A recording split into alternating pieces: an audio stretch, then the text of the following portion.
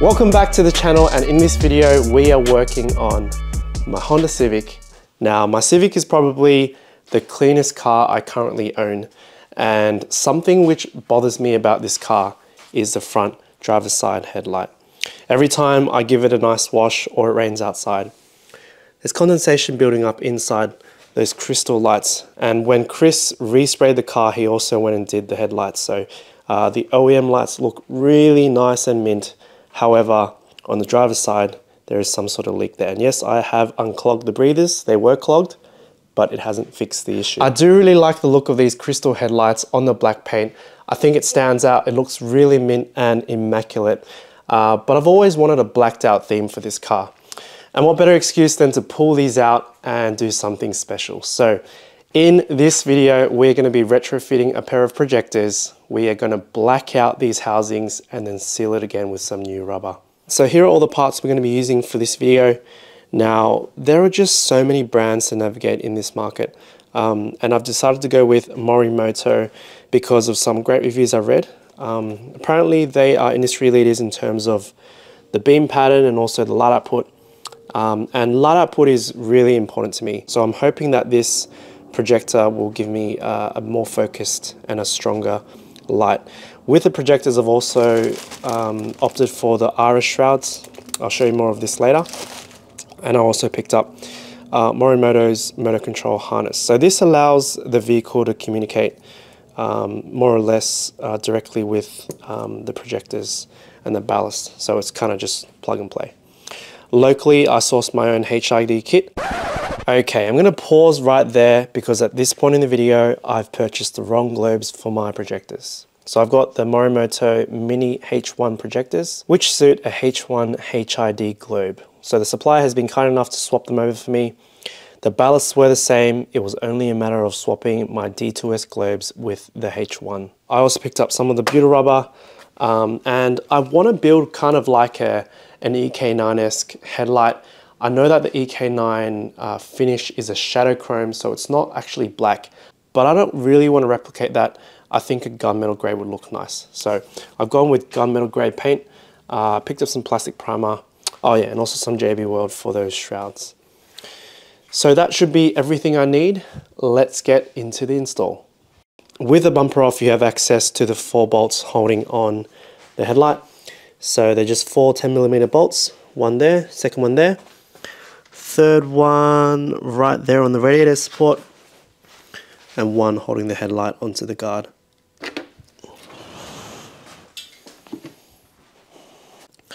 Alright, so with the headlights on the bench, we have a better look at the moisture behind the lens, and I'd say it's more than just condensation. My guess is that there's probably a crack in the sealant somewhere, which is just letting water through. But otherwise, these headlights are actually in very good condition. Now Chris, when he resprayed the car, he also did these headlights, and you wouldn't think they are 27 years old. Tomorrow I'm going to be putting these in an oven to heat up the glue, and so that we can pry off the lens from the housing. I'm going to remove all the rubber bits and the globes, and it'll be ready for the oven. Okay, so we're going to do some baking today. To do this installation, we need to remove this lens from the housing, and it's held on by some rubber, which is the seal. What we need to do is melt that rubber, and one of the easiest ways to do this apparently is to throw it in an oven for a short period of time. So the plan is to put it in there for 2 minutes and 45 seconds at 160 degrees Celsius. It's pretty hot, so I'm gonna keep an eye on it. Wish me luck.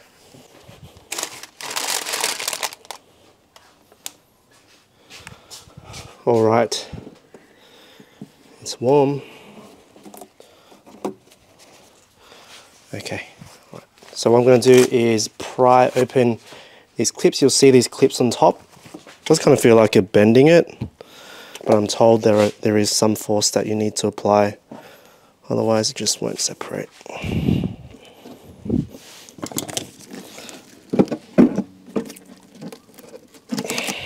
That's it, all the clips are off.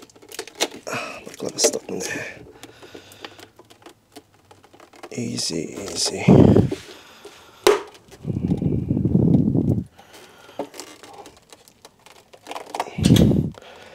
Easy as that. Wasn't too bad at all. All right, so while the glue is still warm, I'm going to do my best to scrape off all the residual glue. All right, so I've dug out a channel where the rubber used to be. I'm not sure how well you can see it, but there's actually a lot of rubber I've removed, and the easiest way to do this, it was really easy. I popped it back into the oven for another minute, warm up the glue, and it'll come straight off. And I'm about to do the same on the lens. We're going to remove the chrome plastic off the lens, and it's just held in by 2 screws. So just one over there, and another screw just in there. All right, so just being super careful with this. If I crack it, it's probably over for this headlight. That's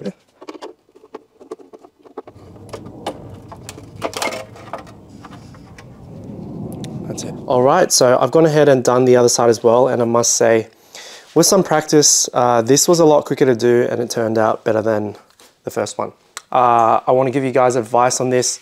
Make sure you stick to the temperature, so between 150 degrees Celsius to 160 degrees Celsius for 2 minutes and 45 seconds up to 3 minutes. What I did realize was that if you're going to take your time, the rubber does cool off quite quickly. So I ended up sticking both headlights in the oven twice just to get as much rubber off as much as possible. So you can see there's a nice little groove there for the new sealant to sit. And I've also been able to clean off a lot of that rubber from the lens itself. So yeah, just make sure you take your time with it. In total, I've spent an hour and a half on both headlights, and they've come out pretty good. Pretty easy to do, just takes time. All right, let's get into blacking out these headlights. So it's really up to you how much of this headlight you want to paint. I've seen some people completely paint everything, which is chrome. I, however, feel that it's kind of, it looks a bit cheap, and I want to keep the look a bit consistent. So once I fit the projector, this shroud will also go on, and it'll look a lot nicer with that center reflector in chrome. I will, however, be painting this plastic trim in gunmetal grey. The EK9, the stock one, they do leave this in chrome as a kind of turn signal reflector, but we're going to just be removing that. Going to scuff them up with some red Scotch-Brite, and then we're going to head over here to the paint station. I've started preheating the paint there so it comes out nicely. Okay, so this is just some red Scotch-Brite. I don't really know why I'm doing this. I've just been told to do it this way. Scuff that up real good, and we're going to wipe it down with some wax and grease remover.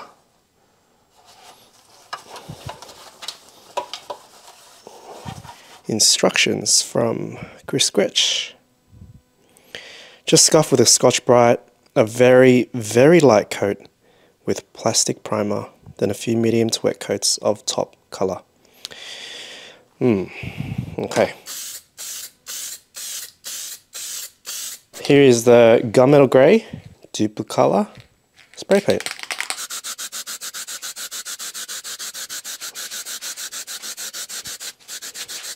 This is gunmetal grey. I don't know if that's gunmetal grey.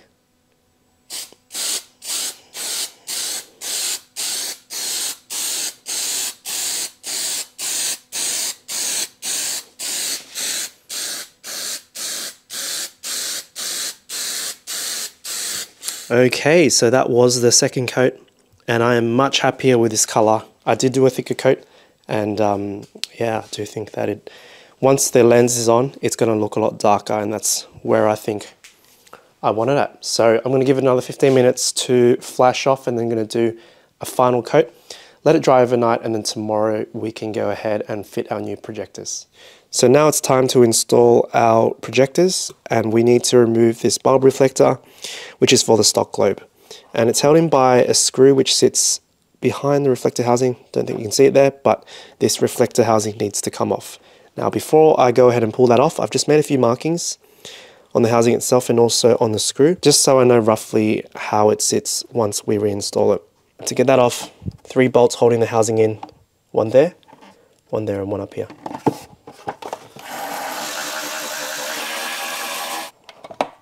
There we go. Right there. So that's the screw I'm talking about. Yeah. Pretty easy. Alright. So here is a better look at the Morimoto projector.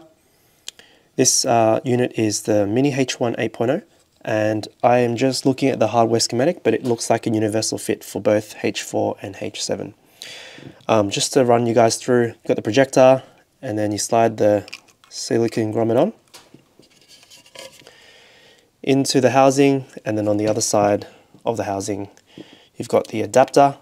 This is a H4 adapter, and then the locking nut on the other side. So it's sandwiched between the adapter plate and the silicone grommet. Another thing as well, this is the high beam harness, plugs in there, and then the other end they give you a connector just to pin yourself. Okay, so let's give this a shot so we can show the silicone grommet is snug in there.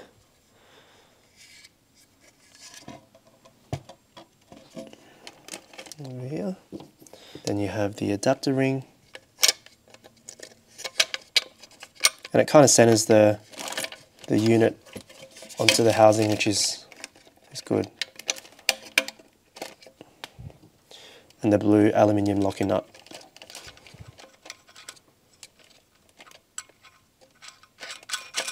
Alright, so that's the projector in there. Now I want you to look at the housing, nice and flat, and I want you to look at the projector. That's not flat. So I'm trying to show you the cutoff plate, but you can see the cutoff plate there. Well, this is low beam, is not straight. So it's not perfectly horizontal. You want that cutoff plate to be sitting horizontal, because when it's not high beam, the plate's going to flip up to give you a lower beam, and your light output's going to look dodgy. So I did see this on another tutorial, and that's what we're going to address by modifying this little adapter plate. So you can see here, there's a little notch. So we're going to remove that notch so that we have free rotation of the projector on the housing.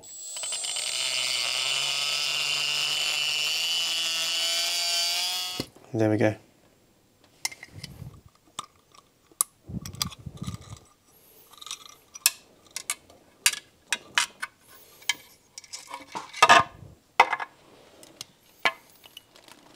With our modified adapter plate, it's in there, and free rotation.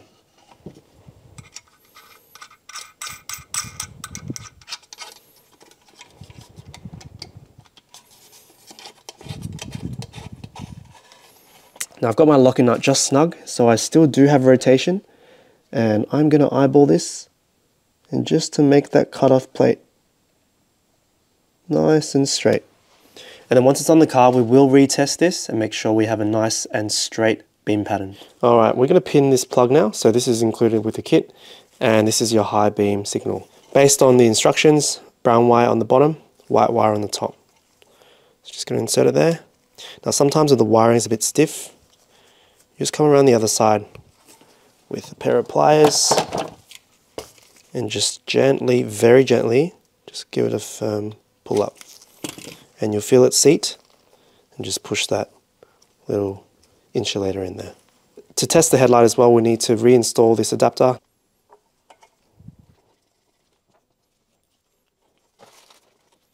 You might recall earlier I mentioned that I had the wrong globe. So this is the right one, the H1 HID conversion globe from Illumo, and they were kind enough to swap them over for me. So yeah, this is the one I need. Obviously with a H1 projector, you need a H1 globe.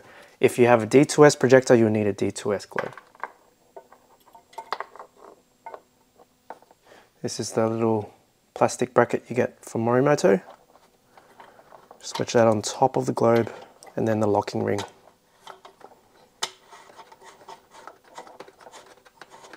So yeah, that's it.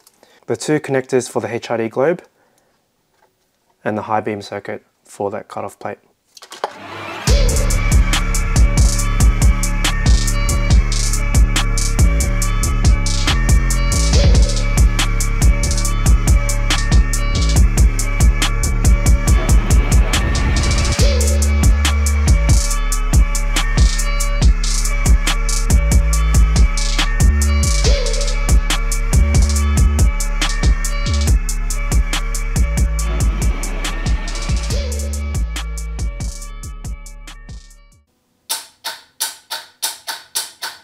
Alright, so that was the first fire up of these projectors, and man, I am digging this new look.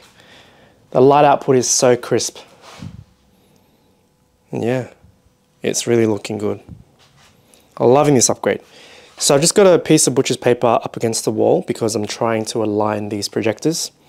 If you recall, I didn't tighten it fully because I wanted it on the car so that I can adjust it before sealing up the headlights. So you can see that left light is actually quite good. I'm happy with the beam there. I'm not going to be touching this light, but on the driver's side, you'll see that the beam is on a bit of an angle down like that. So what I'm going to have to do is rotate this this projector clockwise, I think. Clockwise, and then we can fix that leaning beam. But yeah, it's looking really nice. I'm happy with the choice of the 6500K. It's definitely not too blue, which is good. All right, so I'm gonna go ahead and do that now. I'll see you guys back on the bench. So now we've confirmed that the projectors are aligned. We've got a nice beam pattern and the high beam circuit's working. Yeah, it's time to put everything back together, and something which really complements the design of these projectors are some nice shrouds. So I've gone for a very basic and clean look. This is the iris shroud, and I've also picked up some shroud centric rings so that we can fit it onto a smaller projector. So I'm going to mix up some JB-weld and get them stuck on there. We are using JB-weld. It's a 2-part epoxy. So I'm just going to mix it on this cardboard, and then we can apply it on the back of this shroud ring here and also on the frame of the projector. It should be a press fit.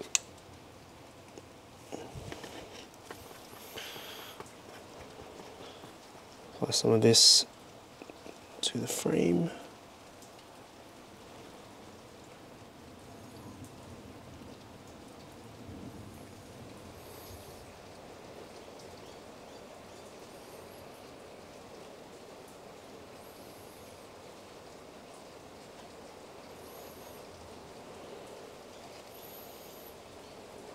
All right, it is looking good. I know I keep saying that, but it really does look clean. So this headlight is ready to be resealed. We're going to be using this butyl rubber that I got from Illumo. Ideally, you want something malleable and flexible, yet still sticky. And yeah, this stuff is available online pretty easily. So we're not going to be able to fit the whole seal in the gutter. So what we're going to be doing is stretching it to about 200%, laying it in the groove, and then pressing the lens on. And hopefully we'll be able to get it to seat on these clips, so where the lens meets the housing. And once that's done, we'll be able to throw it back in the oven and let the glue do its job, and it'll be ready to install back on the car. It's pretty exciting. This project is almost finished. This is the last part.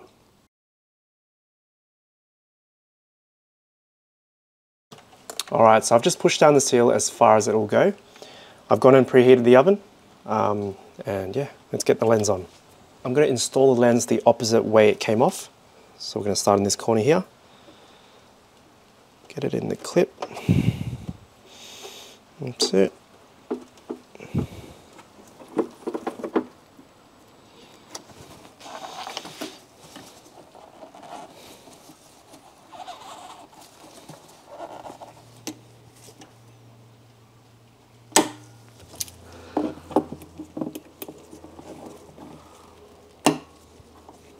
So now that I've done my first headlight, I've learned a few things. And the first thing is to be gentle with the multi-grips. I didn't have a good grip on that piece of plastic and I'm cracking it. Not too pleased about that, but it won't affect the headlight, which is good. The next thing is that you don't really need too much rubber. I really think that roll would probably do a few pairs of headlights. Just remember that we are resealing the headlight where there is already a bit of rubber inside the groove. So once you clamp it down, you start to notice a bit of glue oozing on the sides and you just gotta wipe it away. So I'm definitely gonna fill it with less rubber on the next headlight. Let's do the other side. Second headlight done. Much, much easier. And let's get them into the car.